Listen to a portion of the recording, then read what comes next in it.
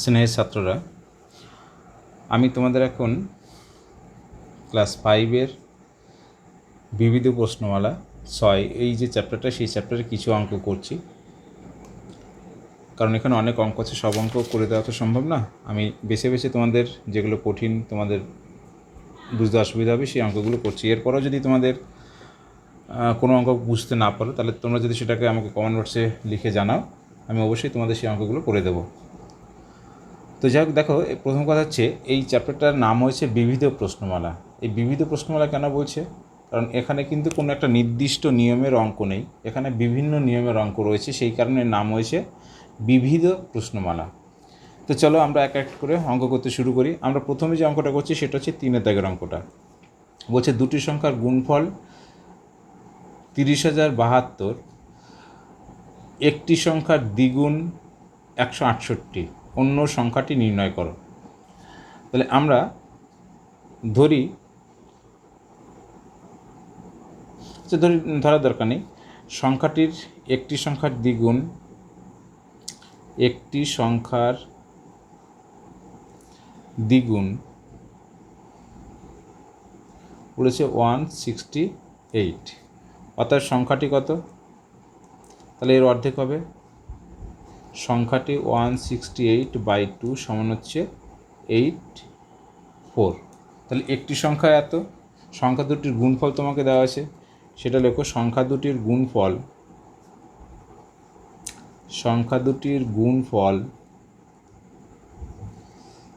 30072, অর্থাৎ অপর সংখ্যাটি কত হবে? অপর সংখ্যাটি 30072/84। এবার এই যে ভাগটা আমরা লিখলাম, এইভাবে তো ভাগ করা যাবে না, আমরা ভাগটাকে এইভাবে সাইডে আলাদাভাবে করে নেব। 84 ভাগ হচ্ছে 30,072।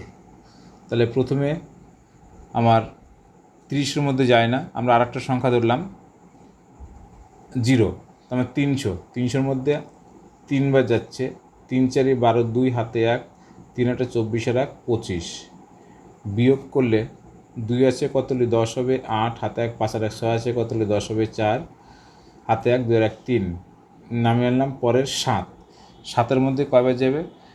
7-এর মধ্যে যাবে 5 বার, 4 5 20, 0 হাতে 2, 5 8 40 আর 2 42। তাহলে নামছে কত বিয়োগ করলে? 7 আর এখানে 6, তারপরে 2। এবার কয়বার যাবে? শেষে 2 আছে, মানে 4 8 32, 8 বার, 8 বার 4 8 32, 8 8 64 আর 3 67। তাহলে এটা ভাগ করলে কত হচ্ছে? 358, অর্থাৎ অন্য সংখ্যাটি এত। আমি আলাদাভাবে আর উত্তর লিখলাম না, তোমরা আলাদাভাবে উত্তর লিখবে আলাদা করে। এবার আমরা করছি 4-এর অঙ্কটা। 4-এর অঙ্কটা বলছে দুটি সংখ্যার গুণফল 55,432, একটি সংখ্যার অর্ধেক 41। আগের সংখ্যাটা বলেছিল একটি সংখ্যার দ্বিগুণ 41, এবার বলছে অর্ধেক 41। তাহলে সংখ্যাটি কত হবে? তাহলে সেটা রেখো, একটি সংখ্যার অর্ধেক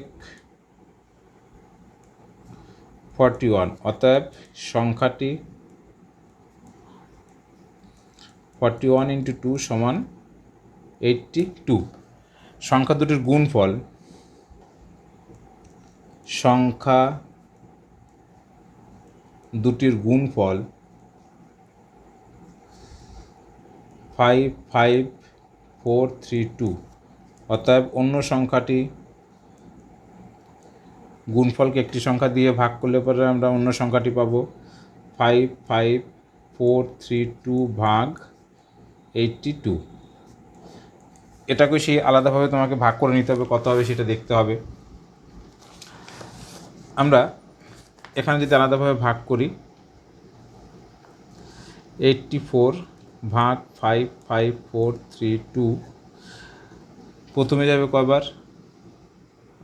6 8 48, 6 বার, 4 4 24, 4 হাতে 2, 6 8 48 আর 2 50, 504। তাহলে বিয়োগ করলে হচ্ছে কত? 05, তারপরে নামলো 3 বার। তাহলে দেখো এখানে 6 বার গেছে, 6 বারে 504 হয়েছে, এটা 503 হয়ে গেছে, তার মানে 6 বার যাবে না, যাবে কয়বার?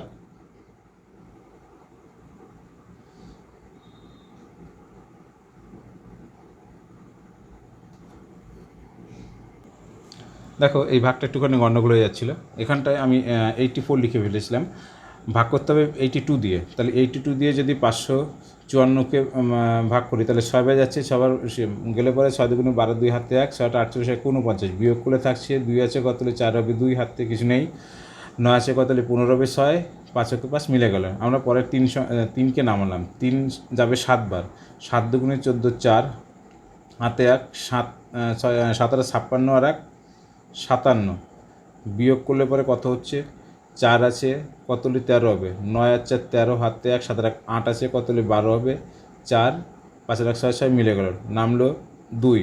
492 আগে একবার হয়েছে, তার মানে 6 বার যাবে, 492 মিলে গেল। তাহলে এটা হচ্ছে কত 676, অন্য সংখ্যাটি এত। এবার আমরা চলে যাচ্ছি একটু দূরের দিকে চলে যাচ্ছি, আমরা চলে যাচ্ছি একেবারে 13 দাগের অঙ্কটায়। তার আগে যে অঙ্কগুলো আছে একই রকম অঙ্ক, তোমরা পারবে দেখবে আশা করি। যদি না পারো আমাকে বলবে, তখন আমি অবশ্যই তোমাদেরকে বলে দেব, করে দেব। বলছে 5 অঙ্কের কোন বৃহত্তম সংখ্যা 215 দ্বারা বিভাজ্য। 5 অঙ্কের কোন বৃহত্তম সংখ্যা 215 দ্বারা বিভাজ্য। তাহলে আগে কি লিখতে হবে, 5 অঙ্কের বৃহত্তম সংখ্যাটি হলো, 5 অঙ্কের বৃহত্তম সংখ্যাটি হলো 5টা 9, আমরা জানি। তাহলে 5টা 9কে আমাকে কি করতে হবে, 215 দ্বারা ভাগ করতে হবে। 215 ভাগ 1 2 3 4 5। প্রথমে 999, 999 মধ্যে যাবে কয়বার, 4 বার, 4 দুগুণে 800, 800 হচ্ছে 4 × 60, 860 হবে। বিয়োগ করলে নামছে 9, এটা 3, এটা 1, 139। আমরা পরের সংখ্যাটাকে নামালাম 9। এবার কয়বার যাবে, এখানে আছে 1300, এখানে আছে 200, মানে 6 দুগুণে 1200, 6 বার যাবে।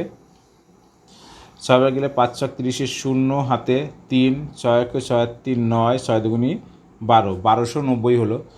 বিয়োগ করলে হচ্ছে 9 0 1, 109। এবার আমরা পরের 9টাকে কাটাচ্ছি, হলো 1099, 1099 মধ্যে কয়বার যাবে, 5 বার। 5 5 25, 5 হাতে 2, 5 × 5 আর 1, সরি 5 5 25, 5 হাতে 2, 5 × 5 আর 2 7, 5 দুগুণে 10, 1075। বিয়োগ করলে কত থাকছে আমার 24। তাহলে 5 অঙ্কের বৃহত্তম সংখ্যাটি কত হবে, কী করে বের করব। এই যে ভাগশেষটা রয়েছে, এই 5 অঙ্কের বৃহত্তম সংখ্যাটা থেকে এই ভাগশেষটাকে বাদ দিলে যে সংখ্যাটা পাবো, সেই সংখ্যাটাই তোমার 215 দ্বারা বিভাজ্য হবে। দেখো একটা ছোট্ট একটা উদাহরণ দিয়ে তোমাদেরকে বুঝিয়ে দিই। ধরো কথা আমরা 3 দিয়ে 10কে ভাগ করছি, তাহলে 3 দিয়ে 10কে ভাগ করলে 3 বার যাচ্ছে, 3 3 9, বিয়োগ করলে থাকে কত 1। অর্থাৎ এই যে ভাগশেষটা, সেই ভাগশেষটাকে যদি আমরা ভাজ্য থেকে বিয়োগ করি, তাহলে এই ভাজক দ্বারা সেটা বিভাজ্য হবে। এখানেও জিনিসটা ঠিক তাই, একটা ছোট উদাহরণ দিয়ে তোমাদেরকে বোঝালাম। অতএব 215 দ্বারা বিভাজ্য 5 অঙ্কের ক্ষুদ্রতম সংখ্যাটি হলো, 5 অঙ্কের বৃহত্তম সংখ্যাটি হলো, বৃহত্তম সংখ্যাটি হলো 1 2 3 4 5 - 24, এত সমান 5 আছে কতলি 4 আছে কতলি 9 হবে 5, হাতে কিছু নেই, 2 আছে কতলি 9 হবে 7, হাতে কিছু নেই, তারপরে 3টে 9 পড়ে আসে। এটা হচ্ছে সংখ্যাটি। আশা করি বুঝতে পেরেছ। এরপর আমরা চলে যাচ্ছি 14 দাগের অঙ্কটা। 14 দাগের অঙ্কটা কী বলছে, 5 অঙ্কের কোন ক্ষুদ্রতম সংখ্যা 319-এর গুণিতক। 5 অঙ্কের কোন ক্ষুদ্রতম সংখ্যা 319-এর গুণিতক। তাহলে আমরা কি করব, আগে আমাকে লিখতে হবে 5 অঙ্কের ক্ষুদ্রতম সংখ্যাটি হলো, এটা হচ্ছে 14 দাগের অঙ্ক বলছি। আবার অঙ্কটা বলছি, 5 অঙ্কের কোন ক্ষুদ্রতম সংখ্যা 319-এর গুণিতক। 319-এর গুণিতক মানে 319 দ্বারা ভাগ করলে মিলে যাবে, আমরা তাই তো জানি না। যেমন ধরো আমরা বলি 4-এর গুণিতক হচ্ছে কত 2, তার মানে 2 দিয়ে 4কে ভাগ করলে মিলে যাবে, সেটা এরকম বলছে। এখানে 319-এর গুণিতক মানে 319 দ্বারা সেই সংখ্যাটাকে ভাগ করলে মিলে যাবে। তাহলে আমরা লিখি 5 অঙ্কের ক্ষুদ্রতম সংখ্যাটি হলো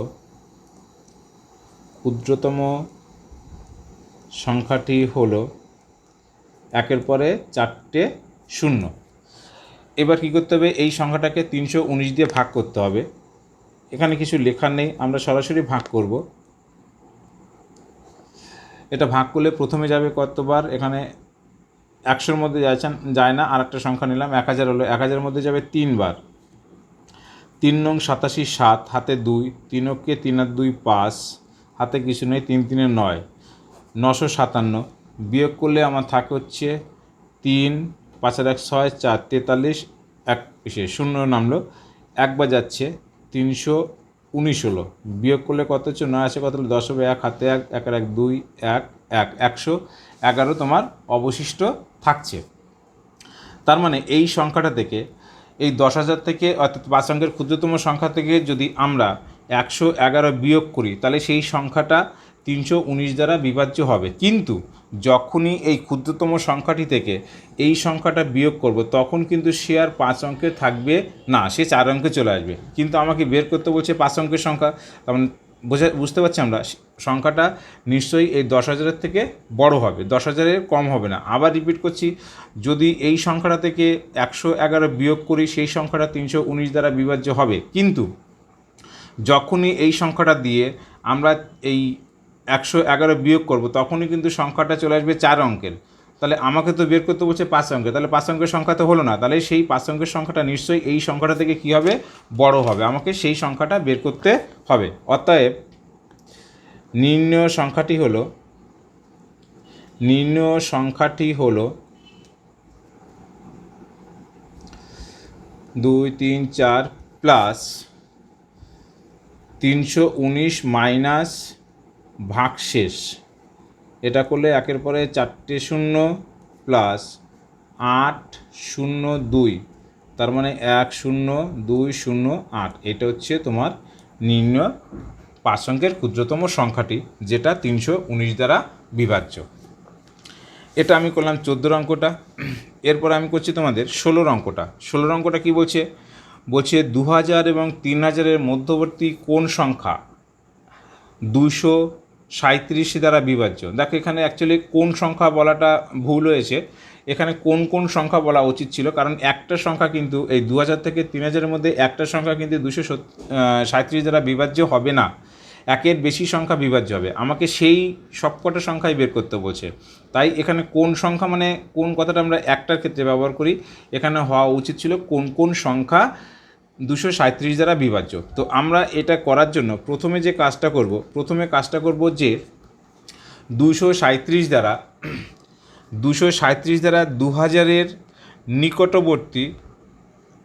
পরবর্তী নিকটতম 2000-এর পরবর্তী নিকটতম কোন সংখ্যাটা 237 দ্বারা বিভাজ্য, সেইটা বের করব। তো সেইটা বের করার জন্য আমাকে কি করতে হবে, 237, এইমাত্র যে অঙ্কটা করলাম একই রকম, 237 ভাগ 2000, 237 ভাগ 2000, এটাকে ভাগ করলে কত হচ্ছে, যাবে হচ্ছে তোমার 8 বার, 8 9 বার 9 2 18 না 8 বার যাবে, 7 8 56, 6 হাতে 5, 3 8 24 আর 5 29, 9 হাতে 2, 8 2 16 আর 2 18, 1896। এটা আমরা বিয়োগ করলে হচ্ছে কত, 4 9 1 10 10 মিলে 0, হাতে 1 8 আর 1 9 1, 104 অবশিষ্ট থাকছে। তার মানে সে আবার একই কথা, কি কথা, এই 2000 থেকে যদি 104 বিয়োগ করি, তাহলে সেই সংখ্যাটা তোমার 237 দ্বারা বিভাজ্য হবে। কিন্তু তা করলে তো হবে না, আমাকে 2000-এর পরবর্তী সংখ্যা বের করতে হবে, পরবর্তী নিকটতম। তাহলে পরবর্তী নিকটতম সংখ্যা কি করে বের করব, এর দুটো পদ্ধতি আছে। এখানে আমরা ভাগফল পেয়েছি 8, যদি ভাগফলের সঙ্গে 1 যোগ করে অর্থাৎ 9 দিয়ে 237-কে গুণ করি, তাহলে 2000-এর পরবর্তী নিকটতম সংখ্যাটি পেয়ে যাব। অথবা আমরা 2000 থেকে যদি 2000 যোগ 237 মাইনাস 104, এইখানে আগের অঙ্কটা যেটা করলাম, এটা করি তাহলে কিন্তু 2000-এর পরবর্তী নিকটতম সংখ্যাটি আমরা পেয়ে যাব। যে কোনো একটা পদ্ধতি আমরা করতে পারি। তাহলে আমরা এখানে করছি 2000-এর পরবর্তী আচ্ছা, তার আগে লেখো 237 দ্বারা বিভাজ্য, 237 দ্বারা বিভাজ্য 2000-এর পরবর্তী নিকটতম সংখ্যাটি হলো, আমরা কোনটা দিয়ে বের করব? এইভাবে বের করি, 237 ব্র্যাকেটে 8 + 1 সমান হচ্ছে কত? 237 গুণ 9। এটা গুণ করলে কত হবে? এটা গুণ করলে হবে 7 নং 63 3 হাতে 6, 3 নং 27 আছে 33-এর 3 হাতে 3, 9 দুগুণে 18, 3 21। তাহলে 2000-এর পরবর্তী নিকটতম সংখ্যাটি হচ্ছে কত? এইটা। এর পরবর্তী যে সংখ্যাগুলো বিভাজ্য হবে সেই সংখ্যাগুলো আমরা ইচ্ছা করলে এই 9 দিয়ে পর এবার 10 দিয়ে গুণ করব, তারপর 11 দিয়ে গুণ করব, তারপর 12 দিয়ে গুণ করব, সেভাবেও করতে পারি। অথবা এই 2133-এর সঙ্গে যদি আমরা 237 যোগ করে যাই 3000 অবধি, তাহলেও আমরা সেই সংখ্যাগুলি পেয়ে যাব। তা যে কোনো আমরা একটা করতেই পারি, তাতে কোনো ভুল নেই। তাহলে লেখো যে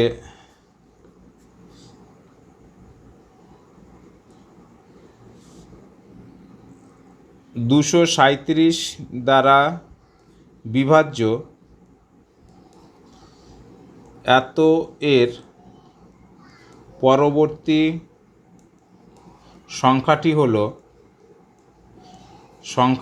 হলো গুণ করো 237 × 10 সমান হচ্ছে কত? 2370। আবার একই কথা, 237 দ্বারা বিভাজ্য, এবার সংখ্যাটা হবে এইটা, 2370 এর পরবর্তী সংখ্যাটি হলো 237 × 11। এটা করলে কত হচ্ছে? এটা করলে হবে 7 11 77-এর 7 হাতে 7, 3 11 33 আর 7 40-এর 0 হাতে 4, 11 2 22 আর 4 26। এটা আবার একই কথা, 237 দ্বারা বিভাজ্য এই সংখ্যাটা হবে এবার 2607, এর পরবর্তী সংখ্যাটি হলো 237 × 12। এটা গুণ করলে কত হবে সেটা দেখো, 7 12 84, 4 হাতে 8, 3 12 36 আর 8 44-এর 4 হাতে 4, 12 2 24 আর 4 28। এটা হলো। এরপর আবার 237 দ্বারা বিভাজ্য, এবার এই সংখ্যাটা হবে 2844, এর পরবর্তী সংখ্যাটি হলো 237 × 13, 7 13 91, 1 হাতে 9, 3 13 39 আর 9 48-এর 8 হাতে 4, 13 2 26 আর 4 30। দেখো, যেহেতু এই সংখ্যাটা 3000 থেকে বড় হয়ে গেল, যেহেতু 3000 লেস দ্যান 3081, অতএব 2000 ও 3000 এর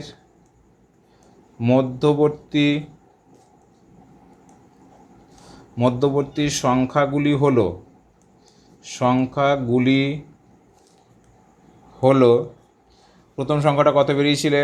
2133, 2370, 2607, 2844। এটা অ্যান্সার। আশা করি তোমরা বুঝতে পেরেছো।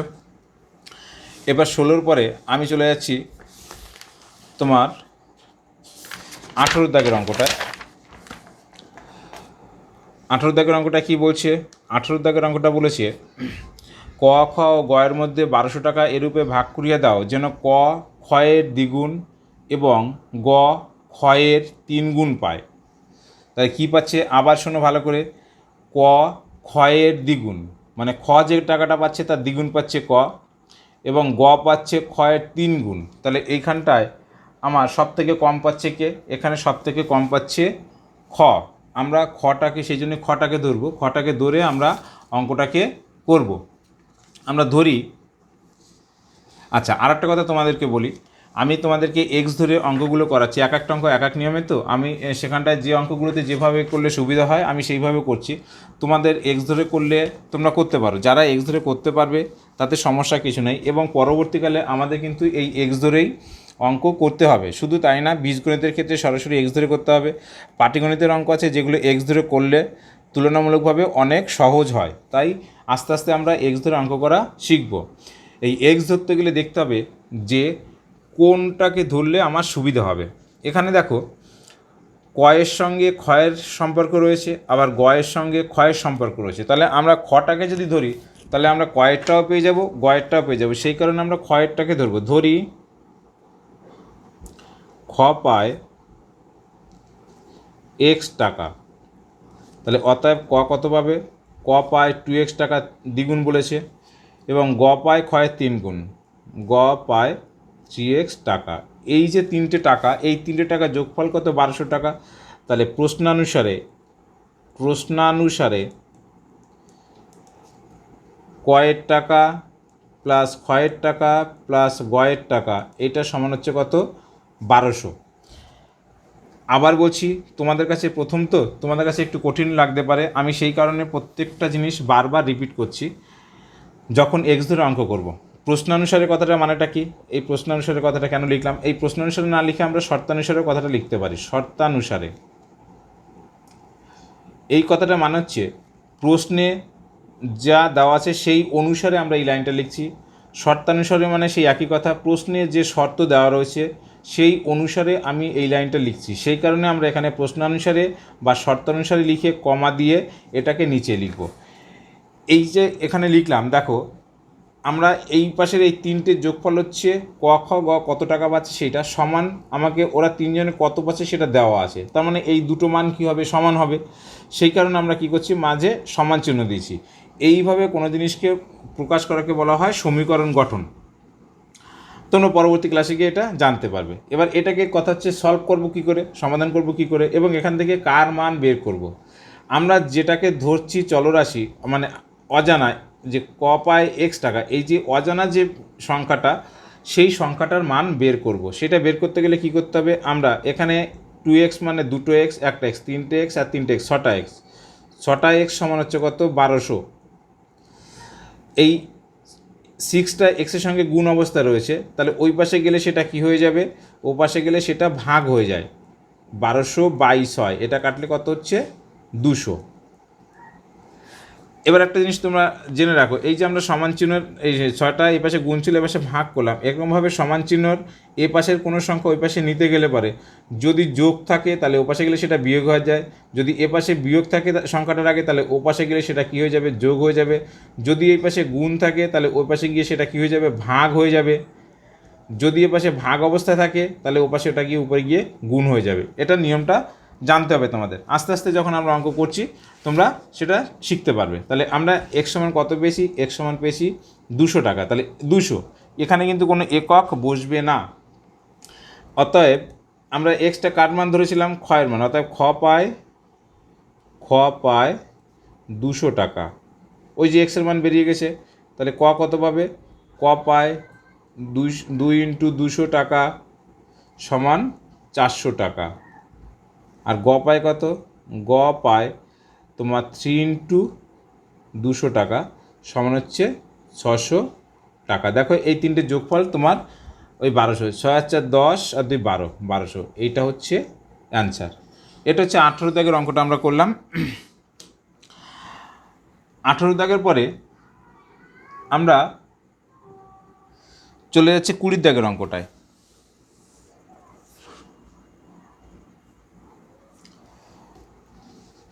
20 দাগের অঙ্কটা কী বলছে, রাম হরিয়ে যদুকে 270 টাকা এরূপে ভাগ করিয়ে দাও যেন হরি রামের অর্ধেক পায়।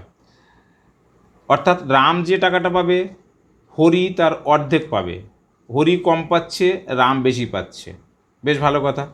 এবং যদু হরির 3 গুণ পায়, তার মানে হরি যা পাচ্ছে যদু তার 3 গুণ পাচ্ছে। তাহলে এখানে কমন কি আছে দেখো, এখানে কমন আছে হরির টাকাটা। তাহলে আমরা ধরে নিচ্ছি 20টা, ধরি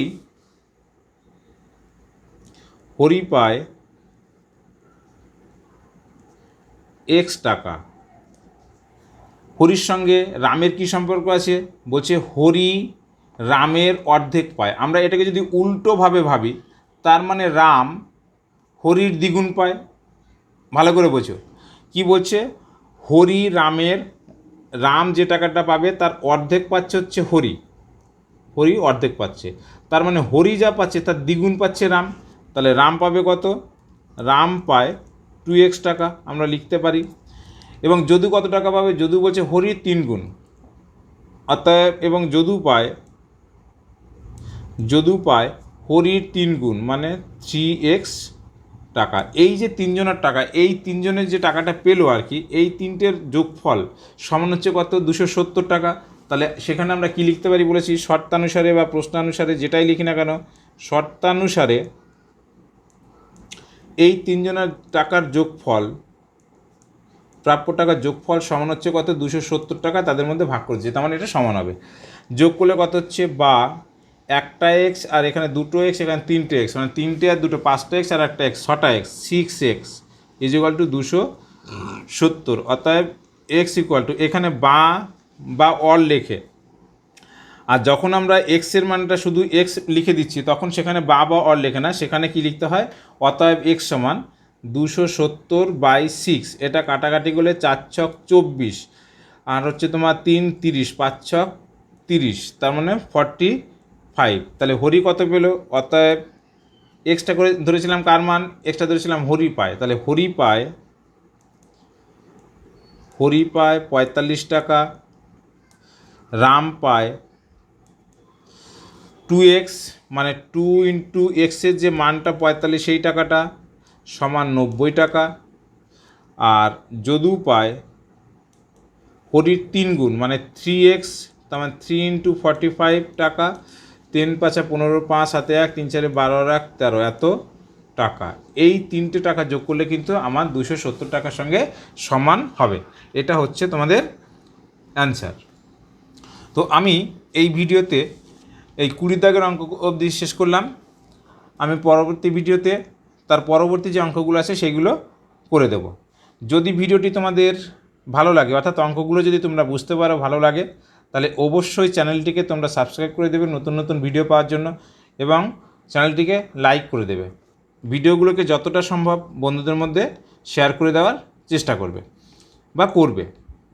আর একটা কথা বলি, আমি এখানে অনলাইনে ক্লাস করাই। যদি তোমাদের ভিডিওগুলো ভালো লাগে, অঙ্কর বোঝা তোমাদের পক্ষে সহজ হয়, তাহলে তোমরা ইচ্ছা করলে অনলাইনে ক্লাস করতে পারো, যোগাযোগ করতে পারো পড়ার জন্য। ধন্যবাদ।